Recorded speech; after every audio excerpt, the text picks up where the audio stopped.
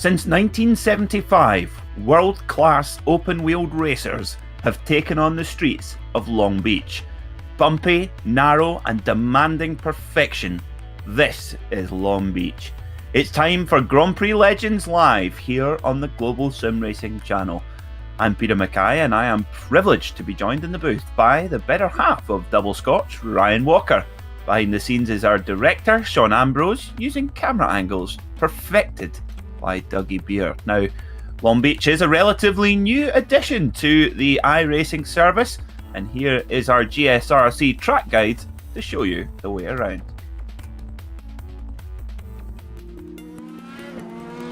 Welcome to Long Beach. Nestled into the south side of Los Angeles and running alongside the Pacific Ocean, this street circuit has made the port area world famous. Both Formula One and IndyCar have called this 2-mile, 11-turn circuit home. Winning here has become a prestige worth boasting about among open-wheel pilots. Indeed, the winners list includes the likes of Lauda, Andretti, Unser, Montoya, Power, and many other legendary names in racing. Much like its European sister over in Monaco, it's short, tight, and punishing. But unlike Monte Carlo, this circuit emerged from a rundown piece of California coast to grow into the glamorous location it is today. Down into Turn 1 at the end of Shoreline Drive is where the majority of overtakes tend to be made. But sneaky passes can also pop up in places like 6 on the way into Pine Avenue, or Turn 9 at the end of Seaside Way. There's also 2 distinctive landmarks notorious for causing track blockages. The fountain section, with all its beauty, is a single-file affair save for the first lap. And the hairpin has been a staple here, even though it's changed locations a few times. In fact, that last hairpin not only includes the dangers of getting tangled with another car, but the important nature of getting the best exit you can to keep your rival from having a chance to pass you into the first corner. It feels appropriate that California's signature street track is a hop, skip, and a jump away from the beach. But while others might be trying to attack the surf, our drivers today will be attacking the corners instead.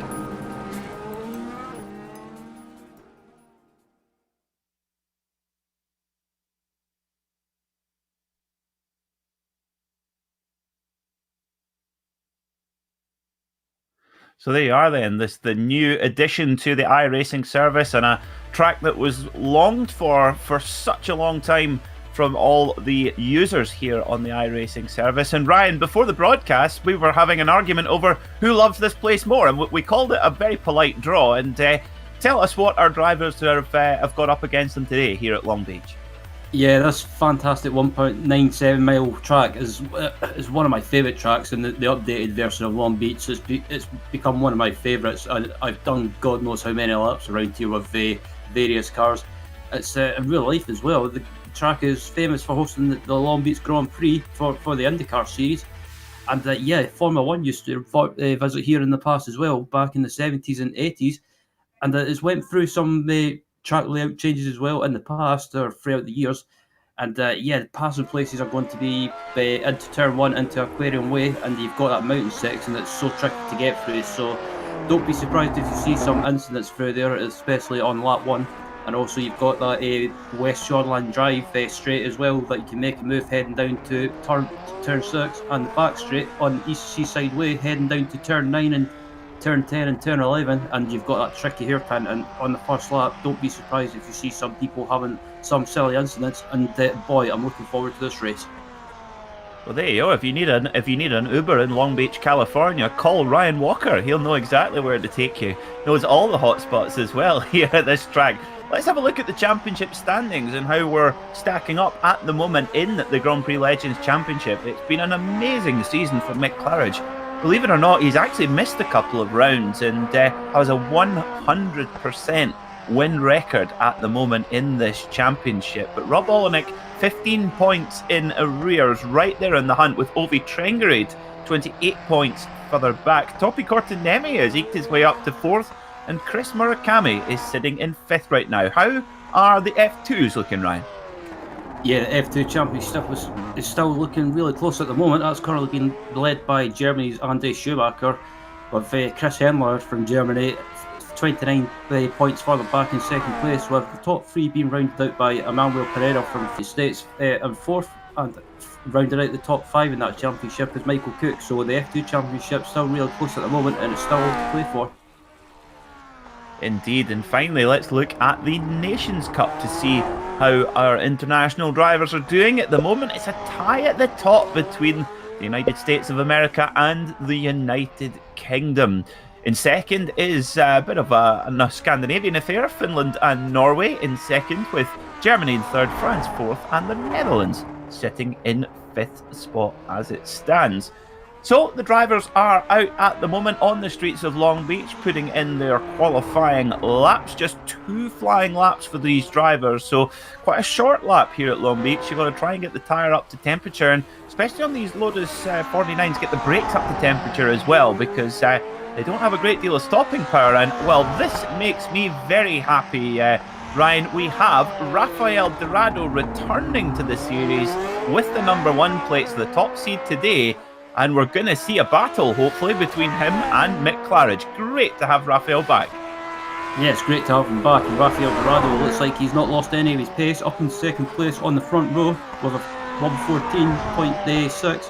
But yeah, Topi Cortinelli surprisingly in pole position at the moment. But as we watch Mick Claridge coming round the hairpin, and it looks to be a decent lap that he's on at the moment. And I wouldn't be surprised if he quick him out, takes the pole position. Let's get him over the line then, a 1:14.481. That will be good enough for pole position as it stands for quick Mick Claridge. Look at that, he's got to really lean on the brakes early and then chuck it into turn 1. Brilliant commitment there from Mick Claridge as well, and he goes in for another flying lap. Let's see what Jack Olstad can do in the 11 car, the Californian. A home race for Jack. What does he do? A 1:17.7. Michelino in the... Oh, now, doesn't that look beautiful? Now, a lot of people would say this is sacrilege, putting a Ferrari livery on a Lotus, but that just looks superb.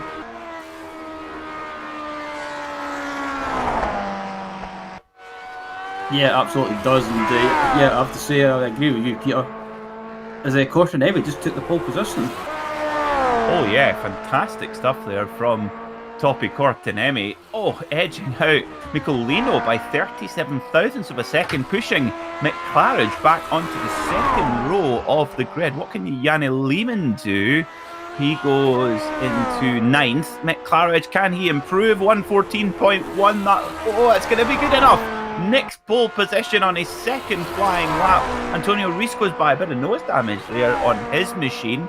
Bill Tyler coming over, 1:15.7, a little bit off the pace for Bill, and that'll be tough with that pace under the car to fight for the podium. But what can we say? Ryan? I mean, Mick Claridge just pulls it out of the bag once more.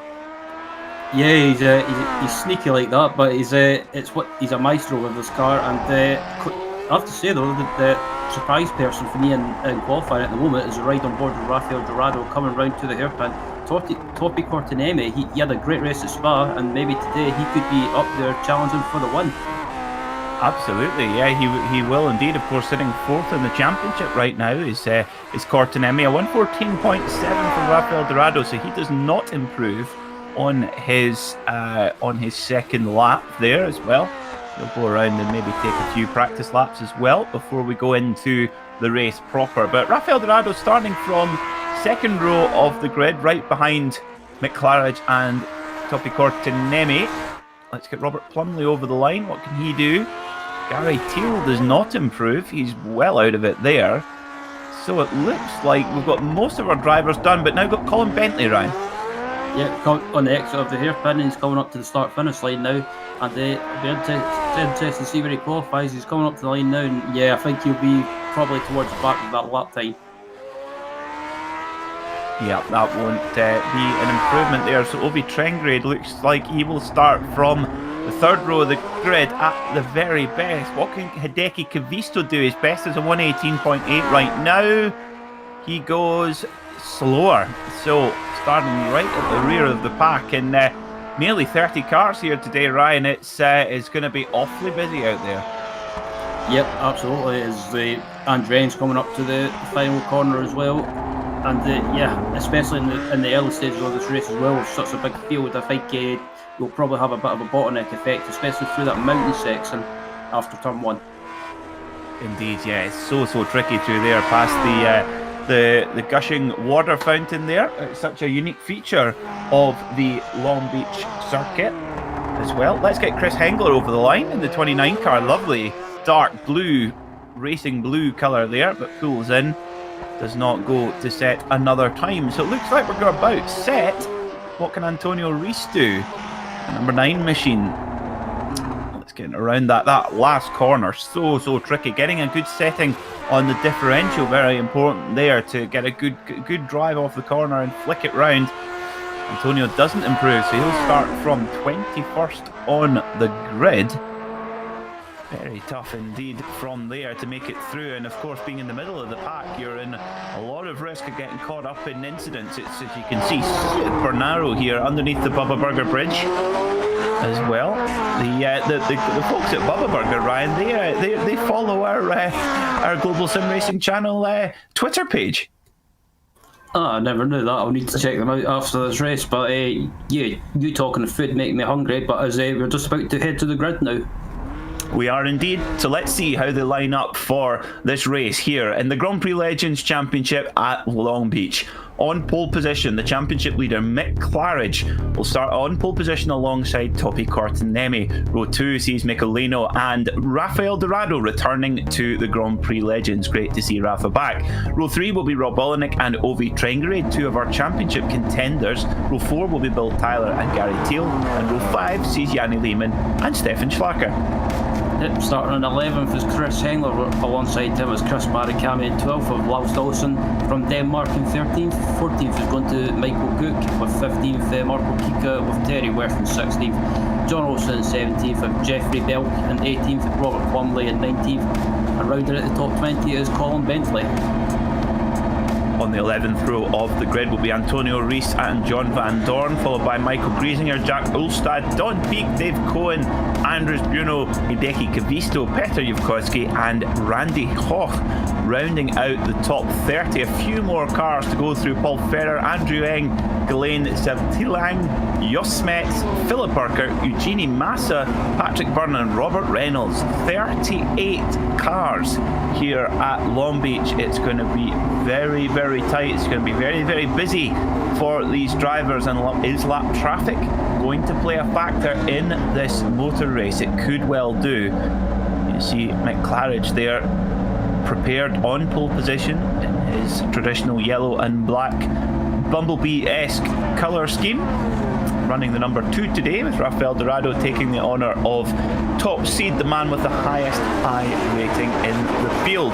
The lights are being prepared. There they are, and they will go out, and we are off here on the streets of Long Beach. Another cracking start there from Mick Claridge. He's got the inside line as well, going down into turn 1, able to protect his lead very, very late on the brakes there compared to his competitors, and hooks it through. Absolute perfection off the start there for Mick Claridge. Yeah, everyone's managed to make it through the first couple of corners relatively okay, and especially through the mountain section. But this is a section for me anyway where it can all go wrong if you take too much of that inside curve, and it just unsettles the car. But it looks like Michael Cook's had an incident at the start, but we're focusing on the race at the front at the moment with Mick Claridge leading. But Topi Cortinemi is closely following Mick Claridge as well. It looks like Michelino in 3rd and Rafael Dorado in 4th. Dorado just having a little bit of a look there into turn 8, deciding not to have a lunge this early on in the race. Will try and settle himself into this race, this battle here at Long Beach. So Mick Claridge leads into the big slide there, coming around turn 10, the Indy left. And then down out of the really, really slow hairpin. In fact, our fellow Scot, Ryan, Alan McNish, when he drove the Audi Diesel LMP1 car, that's a massive slide from Mick Claridge, and he said they actually had to almost bounce off the wall in the Audi LMP1 car, the Diesel, because they didn't have enough steering lock. Yeah, I remember hearing that story as well, exactly like that, and it's just the nature of Long Beach, I think, just because they're going so fast, but McLaren takes a lot of curve and he's so close to the wall there, but manages to keep out the wall, thankfully. But at the moment, he's not getting away that easy, actually, and Cortinemi is doing well to keep in touch with him, but actually looking back, Cortinemi is losing touch right now, so having to keep an eye on his mirrors with another Finnish driver with Lionel behind him. And of course, much like another Californian gem, Laguna Seca, the front straight it's not really a straight, it's a kind of constant arc, and Mick Claridge showing just how much of a handful these cars are. Even when you're meant to be on the so-called straight, you're having to gather up moments all the time. So riding on board with Tipo Cortinemi, and really Mick Claridge, I think he's keen to try and break away and try and get a big gap early so that he can control the rest of the race as we head up towards the line. Now, is this a Teenage Ninja Mutant Turtles suit that Cortinemi has got on? It certainly looks like it. Yeah, I was thinking that as well. I thought it was just my eyes deceiving me, but if it is, then I have to say fair play to Cortinemi for if it's how it's made it, but he's done a good job of it. Well, go Cortinemi. That's the theme song to Ninja Turtles, isn't it? Yeah, I think so. It's been so long since I've seen it. So we can see the number 7 of Michelino there in that beautiful scarlet red Ferrari paint scheme, chasing down Cortinemi in the number 8 car. And Rafael Dorado just taking his time there, just assessing his competitors up ahead. Of course, not been running this season. This is his first race of the season for Rafael Dorado. So there might be a few guys he's not had as much experience running alongside, or certainly not current experience. But meanwhile, Ryan, Mick Claridge, he's checking out already as we approach the end of lap 3. Yeah, pretty much. He's just basically leaving everyone behind. He's right on board with Rafael Dorado as well. Currently sitting behind Nico Lino and head across this start-finish kink, if you like, heading down to turn 1. And it's so easy sometimes if you're stuck behind someone that you're quicker than you to try and float up the inside. But with these cars and this track, it's not the best thing to do. Sometimes it's just better to sit behind and assess what you're going to do. Absolutely, yeah. This is, it sounds a bit silly. It's not really an overtaking track, is it? It's more of a don't make a mistake track. That's what it's all about here at Long Beach. It's so hard to manufacture a move in any car, but as you rightly say, Ryan, particularly in these Lotus 49s, just the sheer width of them and the percentage of their width, which is the open wheels as well. But saying that, Rafael Dorado's having a big look, and well, that was Michelino had to back out of that, otherwise he was in the wall, and that absolutely squashed his momentum.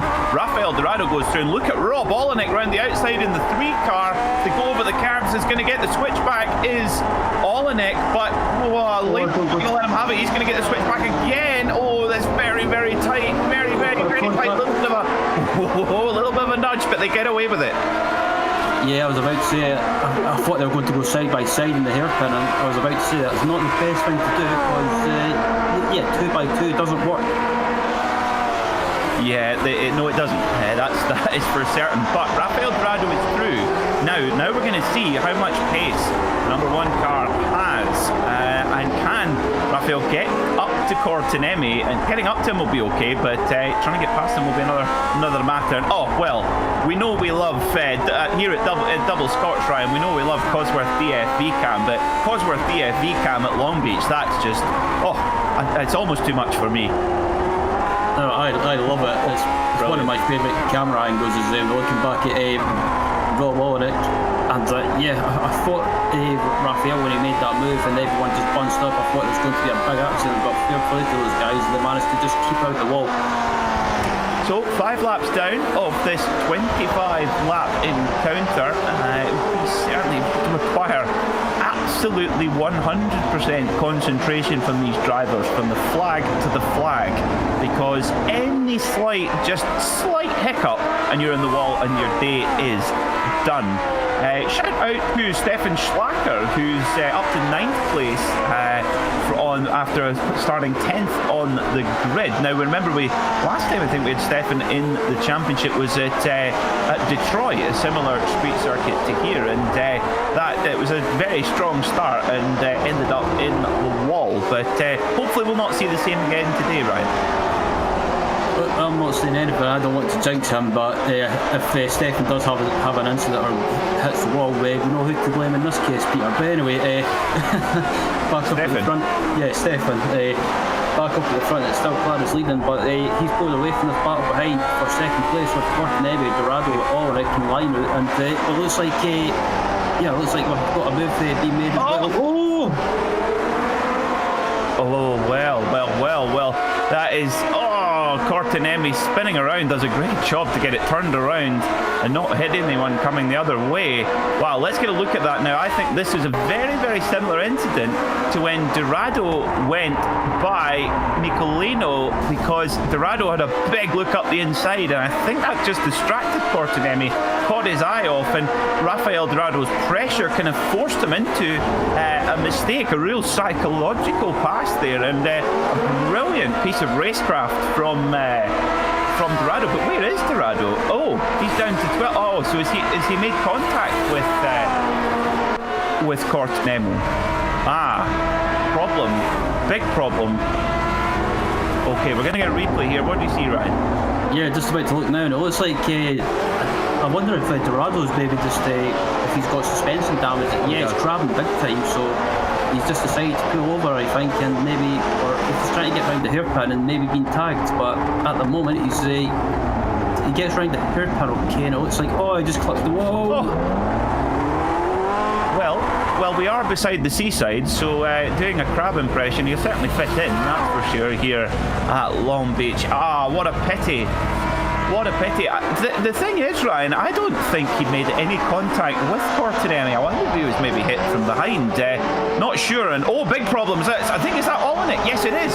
Olenek having a big old wiggle there. And Nicolino goes by and up to second. So we think Olenek might have a problem as well. I wonder if maybe Olenek and Dorado have made contact with one another. Yeah, it's a good possibility, but Rob Olenek anyway seems to have got away with it if they have made contact. At the moment in second place, but he's having to keep an eye on his mirrors with keep an eye on Nicolino and Owe Trengrade in fourth position. So Owe Trengrade, I'm surprised he's not at the front challenging for the win, because he's really quick in this series, but at the moment maybe just this track or track conditions not suiting his setup. Well, a big thank you to our man in pit lane, Richard Galuska, who has said that is confirmed that Rafael Dorado was hit by Rob Olenek when Cortinemi spun. So kind of a bit of a chain reaction there, Ryan, and it's really picked up a lot of the kind of podium favourites, really. Rob Olenek appears to be carrying on relatively unharmed, considering the damage, but Nicolino right in there as well. Trengrade back and forth. Meanwhile, Mick Farage, well, he's just having a nice day at the seaside just now. He is, and it was like I mentioned at the start of the broadcast earlier, it's because if you're in a pack, sometimes it's just so easy to get a bit of a bottleneck effect, and it all kicks off, and sometimes you can have a slight bit of contact, and unfortunately Dorado and Olenek have had that, unfortunately. Mick Farage there having a lot of fun, even on the straight, doing big slides there as well.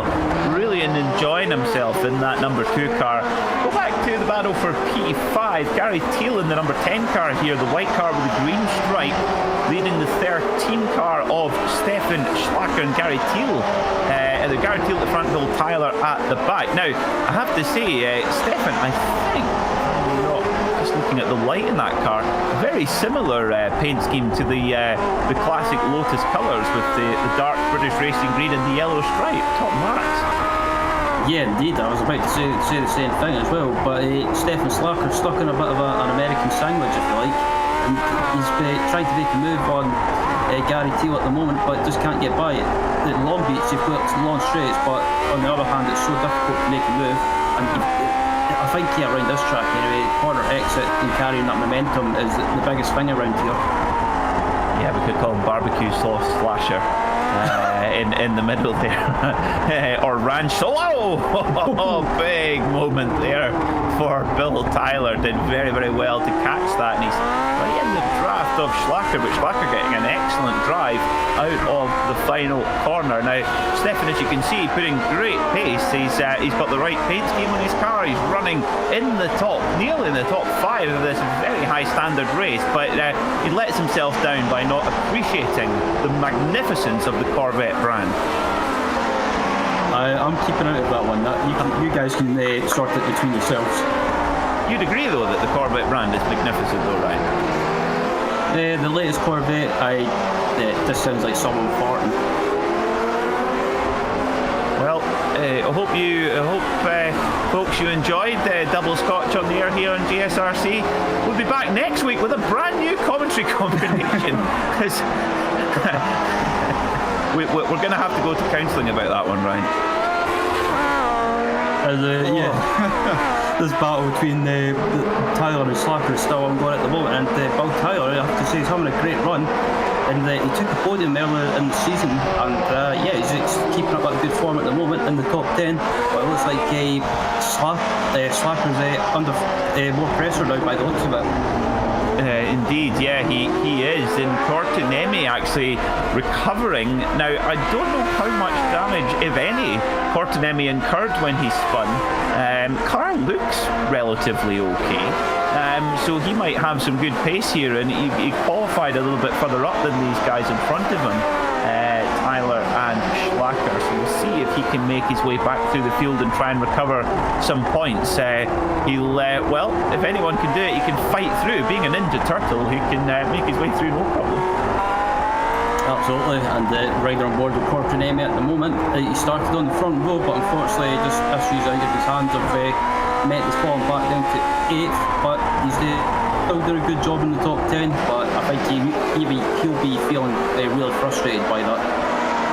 Yeah, it was just a little bit of a mistake, I was going to say an unforced error. It definitely wasn't an unforced error. It was the pressure of Rafael Dorado having a big look up the inside, and I think just caught his eye, just distracted him slightly as well, and that particular incident claiming Rafael Dorado as well as, well, it might have claimed Rob Olenek, but he's still running strongly in second, so clearly nothing wrong with that car. The contact has not affected him as much as Dorado did. Of course, Dorado, his car driving straight but at a 45-degree angle, so out of the race. Not a nice welcome back for last season's champion.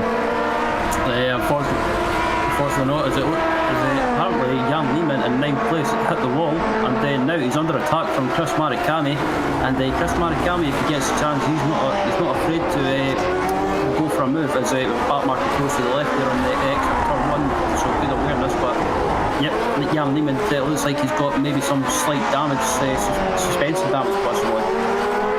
Possibly, I'm trying to spot it on the car, but it doesn't appear to be at the moment. But there bound to be something in there that's just might just catch his eye. Maybe just a little bit of bent steering. Sometimes it can. It doesn't need much of the contact. Of course, these walls are absolutely solid. They do not move, and this is one very, very brittle car as well. So we go back to the battle with Stefan Schlacker, Bill Tyler, and Topi Cortinemi. Schlacker now under quite significant pressure here from Bill Tyler. As we come around the final corner, as you see, his hard work getting the car turned around there, getting it straightened up, and of course the power delivery of this Cosworth DFV V8 engine is there's a lot of power in this car, but also the delivery is very, very aggressive. So coming out that final hairpin corner in first gear, Ryan, quite difficult to get the car get the power down and get a smooth exit. Yeah, that's the thing as well with the hairpin, especially with these cars, getting on the power on the exit. You've got to be so careful, you've got to be so precise. You can't. It's not like downforce cars where you can just basically floor it on the exit and get away with it. These cars, they're more of a handful, so you've got to be really smooth and be precise. Absolutely do. Yep, that's why Jim Clark, the great Jim Clark, was so special in this car, because he had just the most beautifully smooth and precise driving style. It was known for it, and compared to the rest. But Stefan Schlacker certainly doing his best Jim Park impression at the moment, up in 6th place. Just a couple of seconds up the road to Gary Teal in 5th. So, a bit of a mistake there, I think, from Teal in front. Big puff of smoke, and that might have just caught Stefan's eye slightly, and that's given Phil Tyler a little bit of the hurry along in the number 6 car there with the white helmet. Let's see if he can make a move down into turn 1. He's in the draft.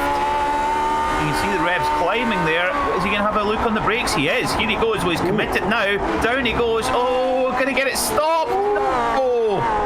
Oh, well, he, like I say, he was committed. He had to go for it. And, careful. I thought I was going to end up in disaster, that rejoin. It looks like Mick Clara just had issues with a black marker. Oh, yes. Goodness, that's big damage there on the front of the number 2 machine. Well, we said before the race that lap traffic could certainly play a factor for our driver. So coming in, poor Mick. There was nothing he could have done there. The car in front just crashed into the barrier, and he did everything he could to minimise the damage. So let's have a look here.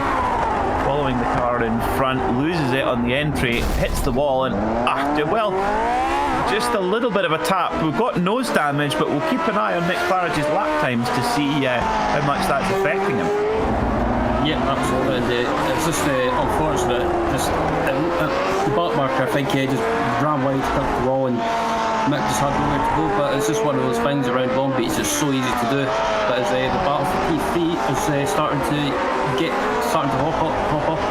hot up, rather, because I get my words out, as Mika Lino and Trengrade are close together. Well, they're hopping over the curb, which is always fun to watch as well. I'm at it now as well. Miko Lino here in the number 7 Scuderia Ferrari paint scheme. It just looks glorious on that car. These 1960s Grand Prix cars, just such a simple, pure design. Of course, the thing I love about that Grand Prix cars of any era, but particularly this era, that they were made absolutely with no other purpose than speed. But it's funny how certain race cars, even if they're made with just speed in mind, they end up sort of translating into beautiful objects anyway. And these cars, the Lotus 49, very much an example of that. Indeed. It looks like P11 as well. Jack Alstad has had an issue and he's had to tow back to the pitch. Oh God, he just had a tiny spin there, and then whoosh, gets collected by the other cars coming through. Well, we expected a high rate of attrition here at Long Beach, and it has turned out as such. Jack Alstad clips the wall on the inside, and then gets put through the tumble dryer there. And game over for Jack Alstad in his local Grand Prix. So the times at the front, Mick Claridge starting to recover. 1:15.4 last time around, half a second quicker than Rob Olenek, about the same as Michelino. Michelino going quick as well. So it looks like whatever damage there is on Mick Claridge's car, it's certainly not enough to curtail his progress too much. 10 laps to go here at Long Beach. Riding on board with Topi Kortenemi, who we've lost Obi Trengerade.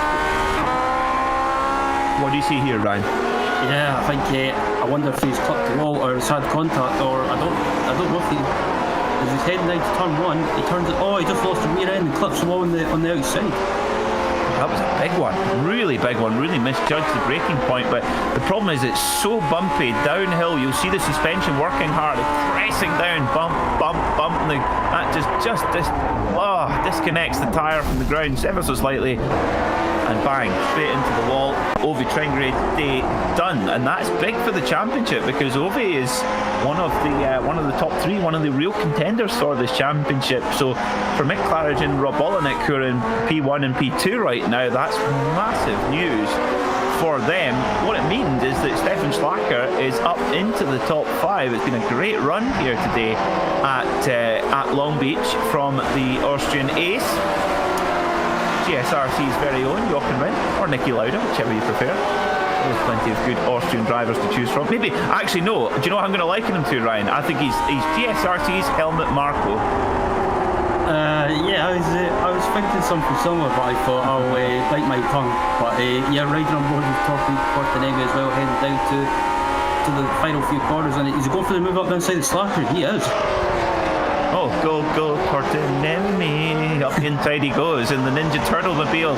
Up he goes. Into the final corner, and Schlacker he will not like that. A little bit of light contact possibly. Nose to exhaust pipe there. 8 laps to go then. Can Schlacker retaliate? Can he get back by Portanemi? We don't really know if Portanemi is carrying a great deal of damage. Looking at his lap times, no, I don't think so. It's further back in the pack as well. We've got the battle for P15 going on at the moment. That looks it's between Paul Ferrer and John Van Dorn. Yeah, we do indeed. Paul Ferrer in that, again, scarlet red Ferrari number 30 machine. Oh, with Chris Amon on the side of it as well. Fantastic. He was an unbelievable driver, was Chris Amon, in the Kiwi Ace, who passed away just a couple of years ago. So, Paul Ferrer, well, he's channeling his inner Chris Amon. He's gone up 16 positions, and climbing that many positions at any racetrack would be mighty impressive, Ryan, but to do it here at Long Beach, well, just outstanding drive from Ferrer. Yeah, he's doing well at the moment, as we've got the battle for P12 between John Olsen and Antonio Rees is going on as well. And Antonio Rees is he's a name I recognise from other series, and yeah, he's a decent. He might not be the quickest driver up at the front that much, but yeah, he can put in some decent performances at the moment, and this is one of them. Putting John Olsen under huge pressure as they head down to the final few corners, and this hairpin, it's. I wonder if Rees can try and get a great run on the exit of the hairpin and try and carry that momentum down the home straight kink. Yeah, nice and smooth there out of the hairpin. Just a little bit hesitant on the throttle there, showing how careful the drivers have got to be, unleashing the power of this Cosworth DFV engine. About 400 horsepower from the engine, built in 1967. And bear in mind, this car weighs about the same as a Caterham 7, about 500 kilograms. It just shows you the power to weight ratios on pretty basic brakes and pretty basic tyres as well by modern standards. But Ryan, it's brilliant to see a couple of the Ferrari painted cars out there today, particularly Michelino up in third in the 7 car, because Ferrari had a lot of success here when the Formula 1 paddock came to Long Beach. Clay Regazzoni actually won the first ever Formula 1 race here in 1976, followed by Carlos Reutemann in another Ferrari in 78, and the late great Gilles Villeneuve in 79. Yep, I remember those races well. Especially remember the one that Gilles Villeneuve won, and yeah, he was such a great driver in with Ferrari for his the short time he was there before his unfortunate death in 1982, I believe it was. His older, sorry. So yeah, Ferrari got a good history around here, and again the Ferrari livery cars are doing well again. They are indeed, yeah. Michelino carrying the colours very, very well. Back to Topi Portanemi, who's now found his way onto the back of Gary Thiel, who goes super defensive. Well, actually, no, he's going on the attack. He's going to try and get by a lap car, and that's given Portanemi the run. Look at Portanemi there. He goes to the inside. Thiel throws the block in the 10 car. Portanemi's going to try and throw it around the outside. Surely that doesn't work. Thiel sees it coming, covers the line off. Now they come down into the hairpin. Portanemi really on a charge, desperate to try and limit the damage from his spin earlier on. You see on the side there of Gary Thiel's car, it just says sod it, which means just throwing caution to the wind, shall we say. Yep. And it looks like Portanemi, even though he had his issues in the early stages, he's managed to do well to get back up into 5th place, or it could be 4th place soon if he gets by Gary Thiel. He's got 5 laps remaining in this race, but either of these two guys get caught up in the background, you've got Stefan Slapper, who could benefit and pick up those positions back. He could indeed. He will be desperately trying to get himself as close as possible to make sure he can try to do that. but nevertheless, it's been a brilliant drive so far from Stefan Schlacker. We're getting word as well from our pit lane reporter Richard Galuska saying that Cortinemi is a second a lap quicker at this point from Gary Teal, so really pushing on hard here, but trying to get that move done here at Long Beach is so tricky. We've seen a few drivers try it down into turn 1, which is probably your best opportunity, but of course if you're just that tiny bit too late on the brakes, that wall, which I swear is packed full of magnets, it'll eat you. It will, and it looks like Cortinemi's got the run down the home straight kink, and can you get close enough to Gary Teal to try and make a move into turn 1? I don't think he's going to, as he gets so close to that wall, and he's not close enough to make a move. No, not quite.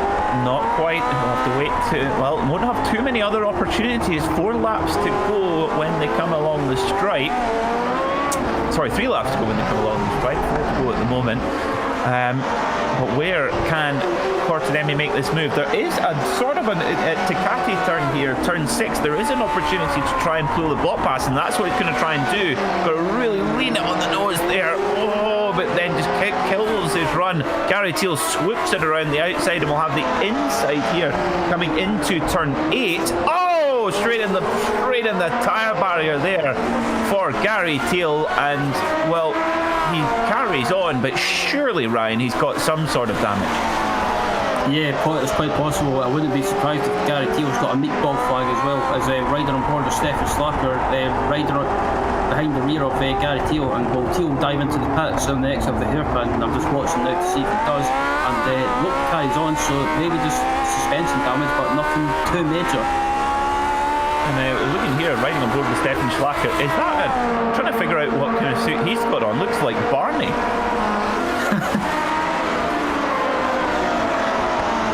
It's funny you mention that, Peter.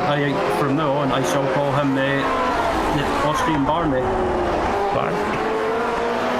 So, when we see Bill Tyler, yeah, he's got problems, big problems. He is falling back right now, but Gary Teal still continuing as well. So, despite hitting the wall really firm there, Ryan, he's still relatively got away with it, but surely Stefan Schlacker will smell blood now and try to move by, knowing that Gary Teal must be carrying some sort of battle scar. Chris Murakami continues his solid season, running in 7th right now. 40 seconds off the ultimate pace of Mick Claridge, but just bagging those points week by week, that's what you need to do.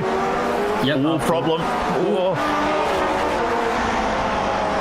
I was just going to say, getting points is always good, and it doesn't matter if you're not at the front challenging for wins or podiums, but it's like Chris Forsyth used to say, points make prizes. You beat me to it there. That was going to be my next line there, Ryan. God, we're just double scotch. We're just intertwined as well. It's like a good blend, that's for sure. So let's have a look at the battle for P11. John Olsen and Antonio Reese having a bit of a street fight here. John Olsen ahead at the moment in the 18 car, but Antonio Reese trying to figure out his way by. We've got I love that paint scheme there on number 18, John Olsen. Old guys rule. Yes, they do. I mean, they do in the United States anyway.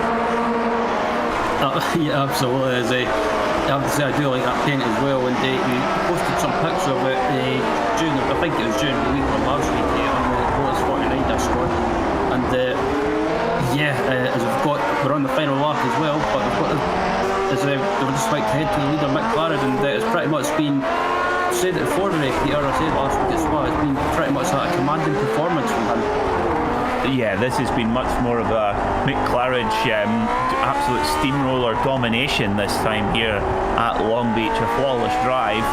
Just a slight incident with the back marker, no fault of Mick's, and that actually did really well to limit the damage of that particular incident. But yeah, we've seen him win in a pack race at Monza. We've seen him win in a 2-car battle, a 3-car battle, and this we've also seen him clear off into the distance. This will retain, don't forget, his 100% record in this 2021 season, Season 1 of the Grand Prix Legends series.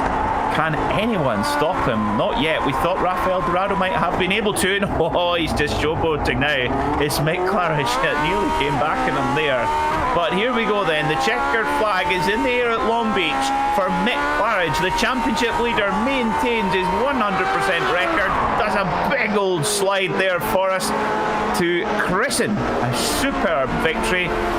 Rob Olenek carries a wounded car over in second position with we wait for Michelino, who comes home in third in the Ferrari. Yeah, well deserved podium for Michelino, the Finnish driver. And Oh no! Oh, what's happened? Oh, there's some Barney rumble there. Oh dear. Oh, that rejoin. Oh dear. Oh dear, oh dear, oh dear. Anyway.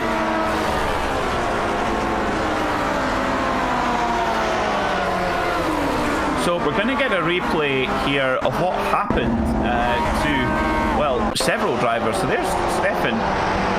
He's in the 13 car here with the blue helmet, the racing green with the yellow stripe. So on board, he goes, just loses it slightly. And now that was never on. Yeah, there's no way that would happen. No, I don't know if he was actually attempting an overtake there or just missed his braking point. Maybe we'll get Stefan in to have a chat with and see if... Oh, dear me. Actually, the 10 car there of Gary Teal, he was trying to get off the racing line. I could see what he was trying to do there, but didn't quite work. We're going to take a very short break here on the Global Sim Racing channel. We shall dissect that little incident there at the end of the race. We're going to take a very short break. We'll be right back with driver interviews and official results. Don't go anywhere.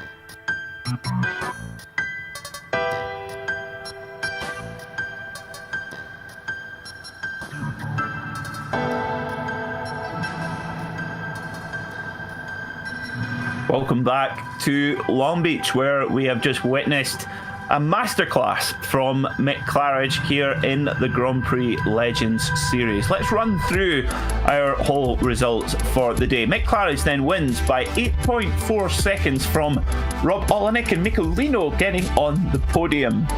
Toby Cortinemi recovers from an earlier spin to finish in fourth. A good recovery from him. Bill Tyler was fifth, followed by Chris Hengler, Stefan Schlacker, Gary Teal, Chris Murakami and Marco Kika. Finishing in 11th is John Olsen with Antonio Reyes in 12th after starting 21st, so a great result for him. 13th was Jan Lehmann. Colin Bentley finishing in 14th after starting 20th. And the first car that was one lap down in 15th was Paul Ferrer with John Van Dorn in 16th. 17th was Donald Peake. 18th was Andreas Bruno. 19th was Randy Huff. And Dave Cohen rounded out the 20. In 21st spot was Patrick Byrne, followed by Hideki Kavisto, Eugenie Massa, Klaus Olsten, Ghislaine Certelange, Robert Reynolds, Peter Yevkoski, Michael Griesinger, Ovi Trengerud 10 laps back, retiring from the race with Mark Ulstad in 30th.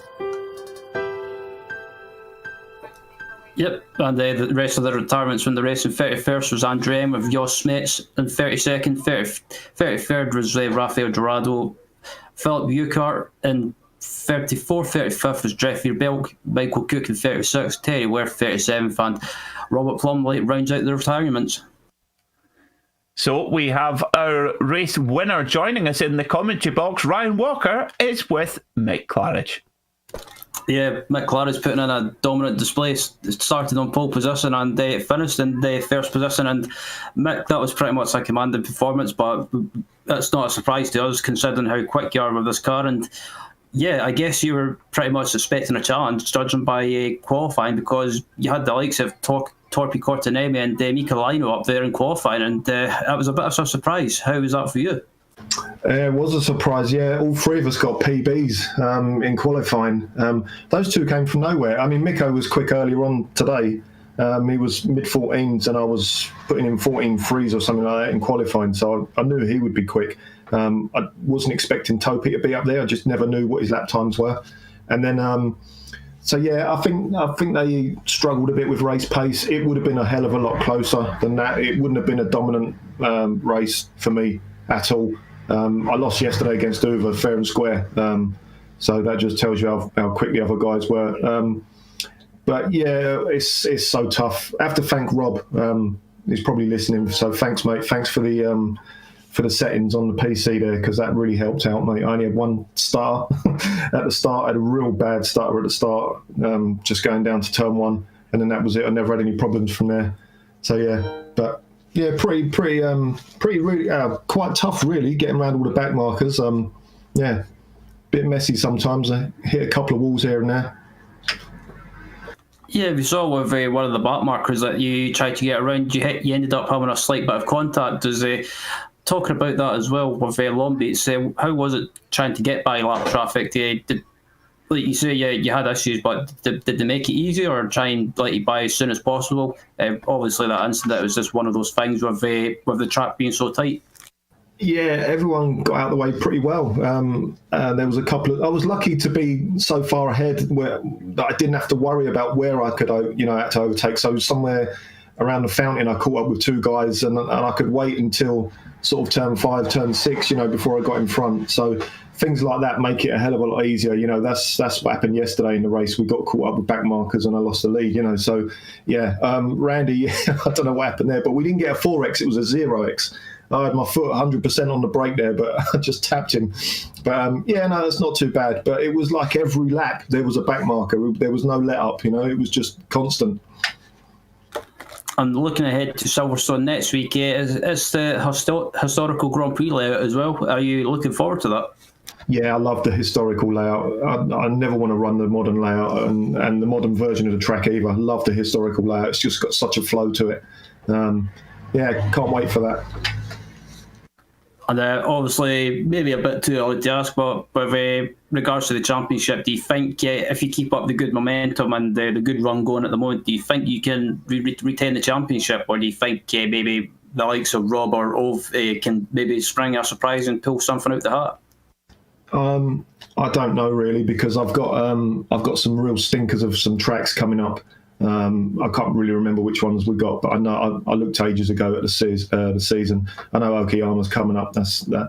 Not because of the finish, Ryan. Not because I crashed before the finishing line, but that's just a bad track for me anyway. So I never expect to win there anyway. Road America is another one which is quite tough for me. So yeah, but yeah, I'm really looking forward to the rest of the season. Everyone's up to speed now. It's really good. And before we let you go, Mick, anyone you want to give a quick shout out to? Just you guys today. It's all going to be on you guys. You guys do a great job for us, so thanks. As that was Mick Claridge, the race winner of today's race, winning from pole position and pretty much taking the win in commanding form. And I believe up next, Peter, you've got Stefan Barney Slacker with you. We do indeed. Stefan, welcome to the commentary box. That was an excellent drive today. Right up until the final sector, there was a little bit of an incident. Just tell our viewers what it was like from your seat. Yeah, well, I have to say, starting from qualifying, it was already quite the great performance. I haven't been racing this car in, I think, over 2 years now. I have driven it on and off, leisurely around some tracks, but never really on race pace. So 10th place in qualifying was already really good. And yeah, coming into the last lap, I was really happy with that 6th place. I was very content with it. Really didn't want to attack Gary there. Because I knew that he's racing for some kind of championship, so I don't remember, I think it's F1 that he is in. Either way, didn't want to attack him because I knew great race from him as well. So I was just really happy with that 6th place, and then had, I think it was actually Donald Peak that we lapped there. And yeah, into the hairpin, just a little bit too late on the brakes, a little bit too little on the brakes, because I was a little bit too excited about finishing in 6th place. Yeah, tipped Gary around, quite unfortunate. And yeah, whatever then happened with the guys just not stopping and driving into Gary, that's super unfortunate for him. And then I made another mistake coming to the line. I accidentally switched around Tyler with Teal, and so accelerated after Tyler and not waited for Gary as well. So yeah, it is what it is. Can't complain overall though about this race because I didn't make a single mistake up to that point. Now, just coming up to that little skirmish at the final corner, Steph, was that you missing your braking point, or were you going for the overtake?